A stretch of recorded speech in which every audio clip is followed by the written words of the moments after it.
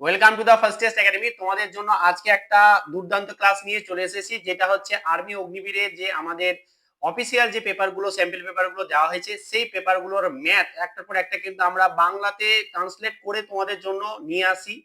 আজকে হচ্ছে তার হচ্ছে চতুর্থ ক্লাস আমাদের আজকের। তো এই চতুর্থ ক্লাসটা কিন্তু খুব সুন্দর ক্লাস, এবং কোশ্চেন গুলো কিন্তু খুব খুব মানে ইউনিক টাইপের, ঠিক আছে? কারণ নতুন নতুন কোশ্চেন আসছে এবং নতুন নতুন কোশ্চেন কিন্তু তোমরা দেখতে পাচ্ছ। তো চলো আজকের আমরা ক্লাসটা কিন্তু একটু আস্তে আস্তে করব। অনেকে বলছিল যে স্যার একটু স্পিডে হয়ে যাচ্ছে বা একটু জোরে হয়ে যাচ্ছে, স্যার একটু আস্তে করে করুন।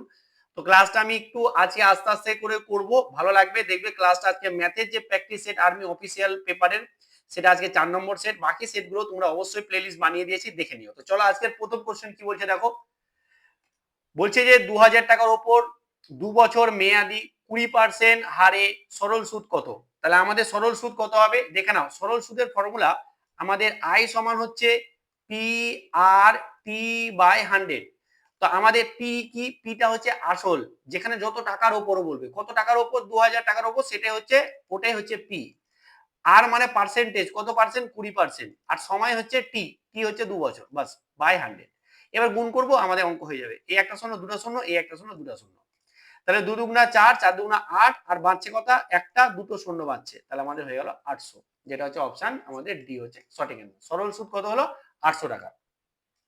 সেকেন্ড প্রশ্ন দেখো, বলছে একজন বালক 40 মিনিটে 1.2 কিলোমিটার দূরত্ব অতিক্রম করে, তার গতিবেগ কিলোমিটার পার ঘন্টায় নির্ণয় করো। এটা একটু ইউনিক টাইপের প্রশ্ন। তাহলে আমরা কি বলবো? গতিবেগ স্পিড সমান আমরা কি জানি? ডিস্টেন্স আপন টাইম। তো ডিস্টেন্স তো কিলোমিটারে আছে, কিন্তু আমাদের টাইমটা দেখো 40 মিনিট দেওয়া আছে, মিনিট। তো এটাকে আমরা কি করতে হবে? ঘন্টায় প্রকাশ করতে হবে। ঘন্টায় প্রকাশ করার জন্য এটাকে আমরা কত দিয়ে ভাগ করব?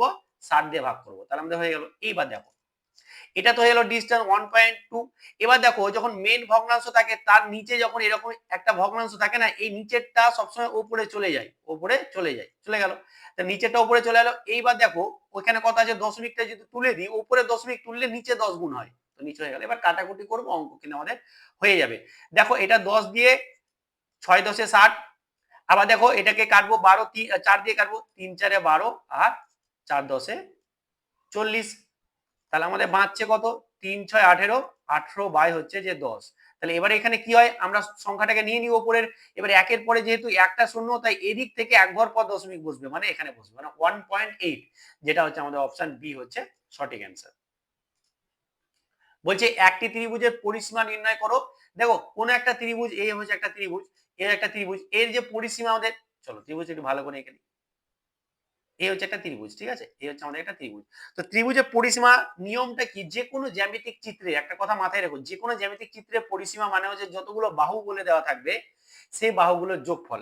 তাহলে এখানে ধরো একটা 9 দিয়েছে, একটা 11 দিয়েছে, আর একটা 6 বলেছে, এরকম টাইপের। তো এদের পরিসীমা মানে কি? এদের সবকটা বাহুর যোগফল।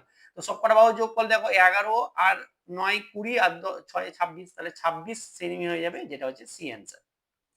পরবর্তী প্রশ্নে দেখো, এই অঙ্কটা খুব সুন্দর, একটি ইউনিক টাইপের। কতগুলি 2 অঙ্কের সংখ্যা যেটা 12 দ্বারা বিভাজ্য? দেখো 2 অঙ্কের 12 দ্বারা বিভাজ্য কোনগুলো হবে? 12 গুণিতক গুলোই হবে। তাহলে কোনগুলো হবে? 12 হবে, 24 হবে, এরকম করে 36 হবে, 48 হবে, 60 হবে, 12 গুণিতক। 72 হবে, 84 হবে, 96 হবে, এরপরে কত হবে? 108, তাই তো? এইখানে কি বলেছে দেখো, 2 অঙ্কের সংখ্যা বলেছে। তো এইটাতে 3 অঙ্ক সংখ্যা, মানে এটা বাদ দিয়ে বাকিগুলো। তাহলে কটা? 1 2 3 4 5 6 7 8টা। তাহলে টোটাল কটা আছে? 8 খানা আছে, যেটা হচ্ছে অপশন সি হচ্ছে সঠিক অ্যান্সার। পরেরটা দেখো, এখানে এই অঙ্কটা দিয়েছে, কিছুই দেয়নি। দেখো 5 প্লাস 3 প্লাস হচ্ছে 7 বাই 2, 7 বাই, মানে 7 টাকা ছিল, তোমাকে 2 টাকা 2 ভাগে ভাগ করতে, কত? 3.5 টাকা। তাহলে 3.5, তাহলে এদের যোগ করে কত হবে? 5 3 8, 8 আর 3 11, 11.5, 11.5, যেটা হচ্ছে আমাদের বি অপশন। পরেরটা দেখো, দেখো বলছে 2 3 4 এর লসাগু, 2 3 4 এর লসাগু কোনো কি জটিল? চলো 2 দিয়ে যাচ্ছে, তো 2 দিয়ে দেখো, 2 1 কে 2, 3, 2 দুগুণা 4, বাস। তাহলে 2 1 কে 2, 3 3 দুগুণা 6, 6 দুগুণা 12, যেটা হচ্ছে লসাগু আমাদের সি 12 অ্যান্সার। দেখো এটাও, এটাও অফিসিয়াল পেপারে এরকম দিয়েছে। দেখো এটা এটা মান বের করতে বলেছে, এর কিছু ব্যাপার আছে। দেখো প্রথমে আমরা গুণের কাজ করবো, যে আগে বিয়োগ করে দিবে সে কিন্তু ভুল করে দিবে। যদি বিয়োগ করে দেয় তাহলে কিন্তু ভুল হয়ে গেল। তাহলে কি করবো? 3 4 12 মাইনাস 1 মানে হচ্ছে 11, যেটা হচ্ছে বি হচ্ছে সঠিক অ্যান্সার। দেখো এটা খুব ইউনিক একটা প্রশ্ন আমি দেখলাম। শতকরা হিসাবে এইটার কত সমান শতকরা হিসাবে, তাহলে কি দিয়েছে 15/500, এটাকে শতকরায় প্রকাশ করতে, শতকরায় প্রকাশ করার জন্য কিরণ সে তোমাদেরকে শিখিয়ে দিয়েছে যে কি এটাকে কি করব 100 দিয়ে গুণ করে শতকরা চিহ্ন। তাই দেখো এই একটা শূন্য একটা শূন্য কেটে গেল, একটা শূন্য একটা শূন্য কেটে গেল, 5 একে 5, 3 5 এ 15, তাহলে 3 একে 3, তার মানে হলো 3%, যেটা হচ্ছে অপশন আমাদের এ হচ্ছে আমাদের সঠিক অ্যান্সার।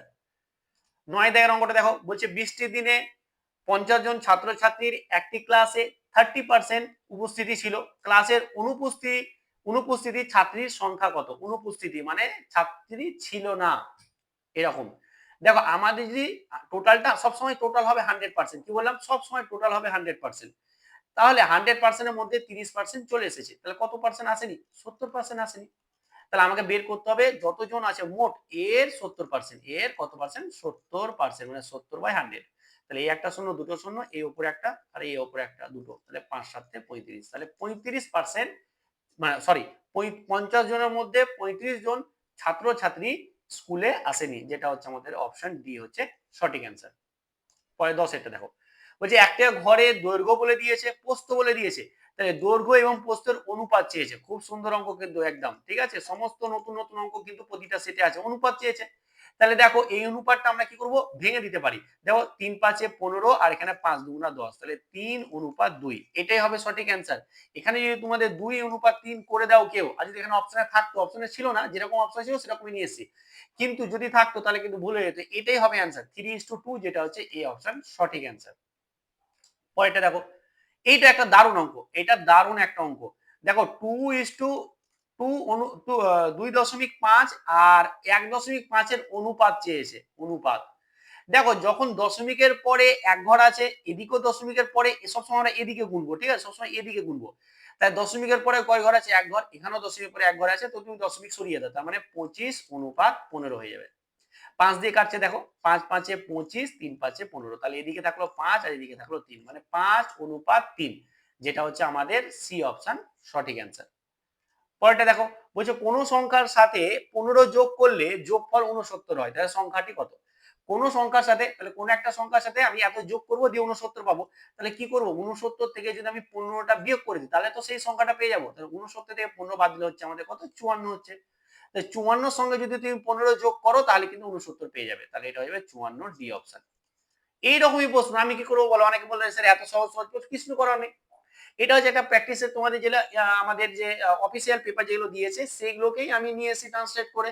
তো এইরকমই প্রশ্ন তোমাদের এত সহজই প্রশ্ন থাকে, এই নিয়ে তোমাদের কোনো ডাউট হওয়ার কথা নয়, সহজই একদম সিম্পল প্রশ্ন থাকে। যারা আমার কাছে রেগুলার ক্লাস করছো কন্টিনিউ, দেখবে যে কি তোমাদের কোশ্চেন তোমরা 15তে 15টাই অঙ্ক পারছো, একটাও ছেড়ে আসবে না। কিন্তু যারা কন্টিনিউ ক্লাসগুলো দেখবে তারাই একমাত্র পারবে। মানে ধরো বিচ্ছিন্নভাবে এই একবার দেখছি, দুবার দেখছি, তিনবার দেখছি, আবার দেখলাম না দুদিন, এরকম করলে কোনো মতে হবে না। কন্টিনিউয়াস প্রতিদিন প্রতিনিয়ত ক্লাসগুলো দেখতে হবে। 13টা দেখো, বলছে একটি বড় ক্ষেত্রের ক্ষেত্রফল নির্ণয় করো যেখানে প্রতিটি বাহুর দৈর্ঘ্য এটা। দেখো বড় ক্ষেত্রের ক্ষেত্রফল হচ্ছে বাহুর স্কোয়ার, মানে হচ্ছে যে কি 121, তাহলে 121 কোনটা আছে? এটা। বড় এই 11 স্কোয়ার মানে 11 × 11 বা 11 স্কোয়ার। দেখো প্রত্যেকে বলছি 1 থেকে 20 পর্যন্ত সমস্ত সংখ্যার স্কোয়ার মুখস্থ করে নিবে, একদম ঠোঁষ্ট যেন থাকে যে 1 থেকে 1 স্কোয়ার মুখস্থ, ঠিক আছে। আর অন্তত 1 থেকে মোটামুটি তোমরা আর্মির ক্ষেত্রে আমি বলবো যে কি 1 থেকে 20 পর্যন্ত কিউব গুলো, ঠিক আছে, মুখস্থ করে নিবে। দেখো এই অঙ্কটা খুব সুন্দর, এই অঙ্কটা ওই বলতে পারো যে সেটে ছিল না, এটা আমি নিজে থেকে দিয়েছি। এই টাইপের প্রশ্ন চলে আসতে পারে, এটা আমি নিজে থেকে দিয়েছি তোমাদেরকে। কি বলছি দেখো, যদি এইরকম টাইপের হয়ে যায় না, দেখো এই যে √169 মানে কত? √169 মানে হচ্ছে যে কি √13 × 13, তাই না? তা √13 × 13 মানে এখান থেকে 13 বেরিয়ে আসে, তাহলে এখান থেকে যদি 13 বেরিয়ে আসে তাহলে 13 আর 51, দেখো 13 আর 51 প্লাস কত হবে? সমান হবে 64, সরি 64 হবে, 64 হবে, তাই তো। এবার 64 রুটে কত হয়?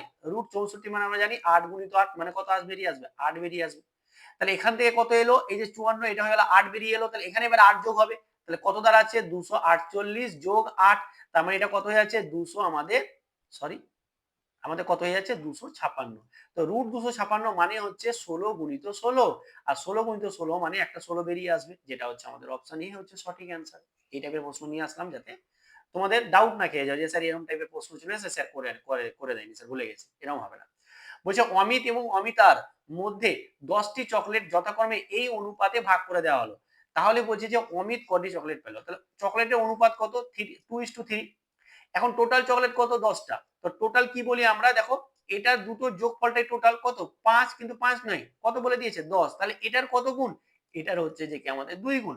তাহলে এটা হচ্ছিল যে কি আমাদের অমিত ছিল, আর এটা ছিল অমিতাভ, তাই তো? এটা ছিল অমিতা। ঠিক আছে? অমিতা। তাহলে চেয়েছে কি? অমিতা, সরি অমিত চেয়েছে। তাহলে অমিতও 2 গুণ হবে, মানে এটাও 2 গুণ হবে। সমান, সমান কত হয়ে যাবে? 4, মানে 4 হয়ে যাবে।